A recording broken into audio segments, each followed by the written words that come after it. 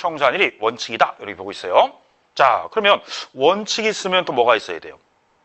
예외가 있어야죠. 자, 예외는요. 계약을 맺고 중도금 주고 잔금을 주는데 만약에 등기가 더 빠르다 이거예요. 그러면 한마디로 무슨 등기다? 선등기라고 합니다. 자, 선등기가 됐을 때는요. 이때는 예외적으로 등기 등록 접수일이에요.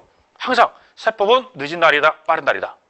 빠른 날이라고 했어요. 취득세도 둘 중 빠른 날. 원칙 잔금일 전에 선등기, 그럼 등기일. 연부취득은 매해 지급한 날인데 등기가 빠르면 선등기하면 등기일. 그 다음에 증여는 계약일인데 등기가 빠르면 등기일. 또는 셋 중 빠른 날. 이렇게 해서 세법에서는요. 취득세, 양도세 다 무슨 날? 빠른 날. 왜 빠른 날? 그렇지, 빨리 세금내니까. 취득세는 취득일로부터 60일. 그럼 취득일이 빨라져야지만 60일 안에 신고 납부를 빨리 해야죠. 양도세도 예정신고는요. 양도일에 속하는 달이 말일부터 2개월이니까 빨리 취득해야지 빨리 신고한단 말이에요. 그러면 이렇게 등기가 빠르면 등기일로 하고 잔금일이 빠르면 잔금일이에요. 원칙은 잔금일인데 잔금일 전에 선등기가 됐으면 이때는 등기일이다. 그래서 선등기가 가능하기 때문에 등기한다. 자, 그러면 등기일로 하되 만약에 대금 청산이 또 불투명하다. 이때도요. 등기 등록 접수일이라고 그래요. 자, 의외로 예외를 또 시험에 잘 냅니다. 우리 원칙도 나오지만 오히려 매매 등 일반적인 거래는요. 선등기다, 대금 청산 불투명하다 이 말 나왔을 때 등기 등록 접수일 오히려 이걸 더 함정으로 잘 냅니다. 그래서 25회 때 최근에 나왔을 때도 예외 둘 다 문제가 나왔고요. 18회 때도 예외 둘 다 나왔기 때문에 오히려 원칙보다는 예외를 더 잘 내고 있어요. 그래서 요 내용도 여러분들이 나름대로 알고 있어야 됩니다.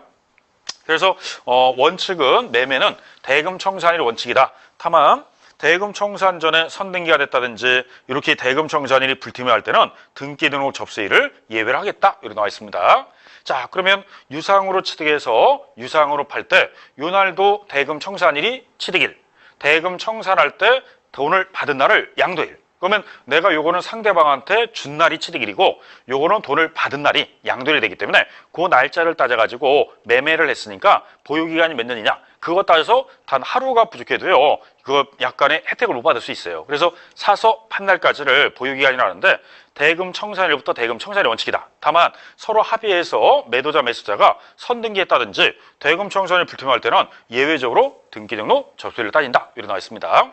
자, 이게 유상거래에 대한 일반적인 거래를 표현한 거고요. 자, 다음은 우리 무상에는요. 상속이 있고 증여가 있습니다. 그리고 건물에 대한 신축이 있는데 우선 상속부터 보면 무상취득증, 상속 그러면 이 날이죠. 상속은 어느 날이 취득일?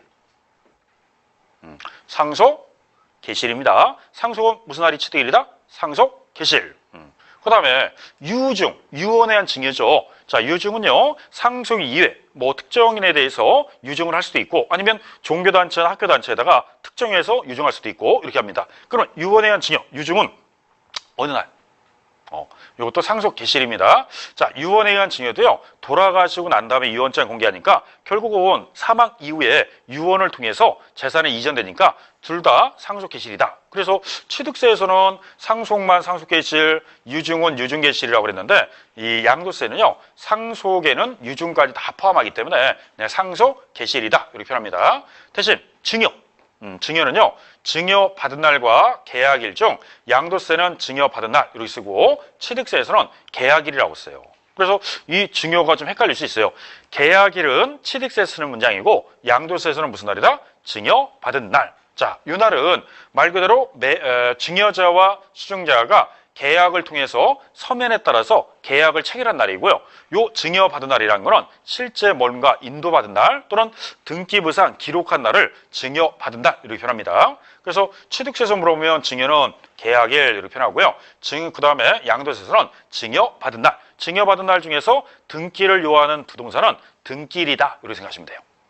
자, 그래서 증여는 증여받은 날 이렇게 표현합니다. 그리고 신축입니다.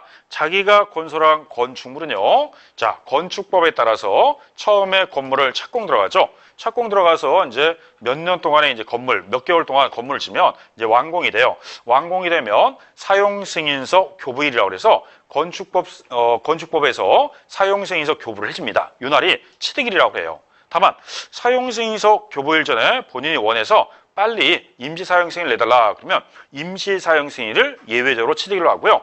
그 전에 사일상 사용이 빠르면 사일상 사용일이다. 결론은 늦은 날이다, 빠른 날이다. 빠른 날이에요. 원칙은 무슨 날? 사용 승인서 교부일, 그 전에 임시사용 승인을 받으면 임시사용 승인일, 그 전에 사실상 상인을 받으면 사실상 상인이다. 결론은 늦은 날이다, 빠른 날이다. 빠른 날. 자, 이게 무상취득과 자가원설입니다. 자, 이래서 우리 무상, 자가원설, 그거에 따라서 취득 날짜가 좀 달라지죠. 자, 그 외에는 이제 민법상 시효취득 부동산이 있는데, 점유 시효취득은요, 타인 부동산을 무단 점유했습니다. 평온 공연하게 몇 년? 20년. 20년이 시간이 지나면 시효가 완성이 된다고 그래요. 그럼 이 시효가 완성이 됐으니까 점유자가 뭐함으로써? 등기함으로써 민법상 점유 시효취득이 돼요.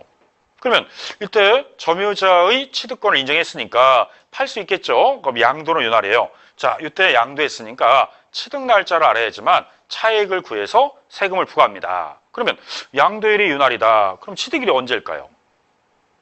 자, 등기일로 하면요, 요만큼 차익에 대해 세금 내야 돼요. 그러면 무단 점유했다가 막대한 이익 보고 등기 낸 다음에 양도하게 되면 요만큼 차익에 대해 내라. 그러면 점유자한테 양도세를 훨씬 저렴하게 내는 거죠.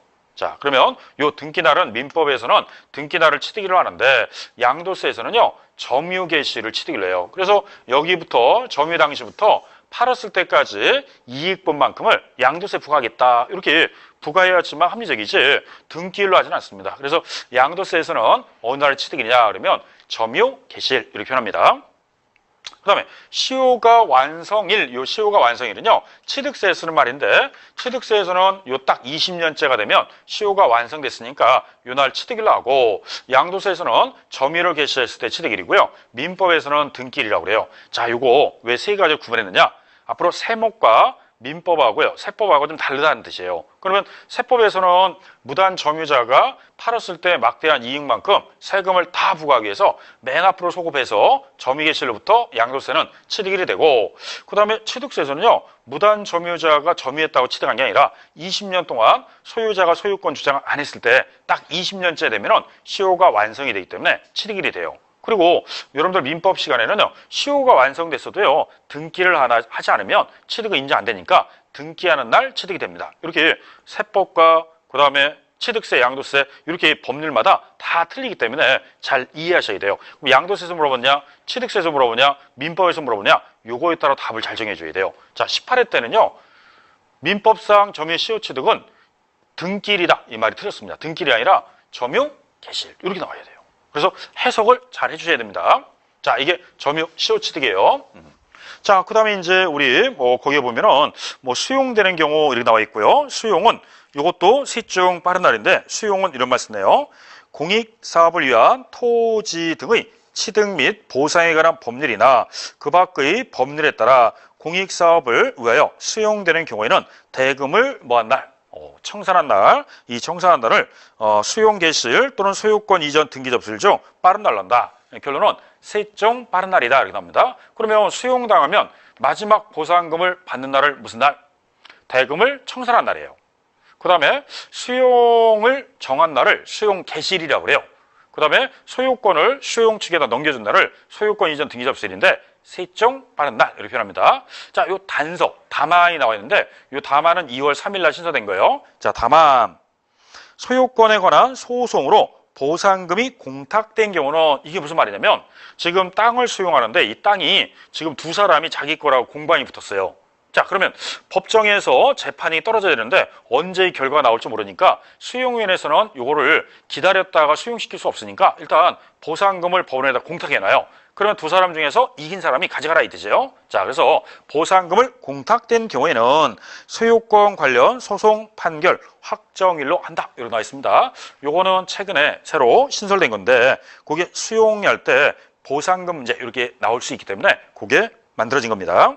자, 그래서 보상금이 공탁된 경우는 소유권 관련 소송 판결 확정일로 한다. 확정 판결 받으면 소유자가 누군지 밝혀지니까 그때 공탁금을 가져가겠죠. 그래서 판결 확정일 이렇게 표현합니다. 자, 다음 페이지 보면요.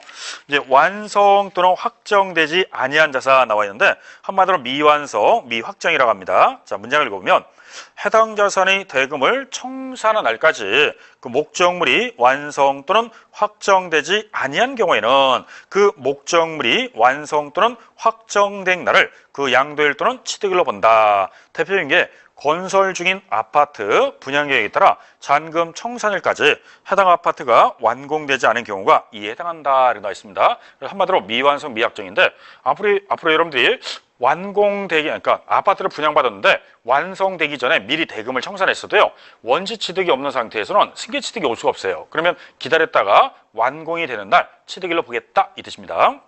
자, 그 다음에 이제 7번째는요, 환지받은 토지 취득식인데, 환지는 요 뜻이죠. 자, 환지청원의 취득. 자, 사업 시행자가 요 구역 안에서 개발 사업 하려고 그래요.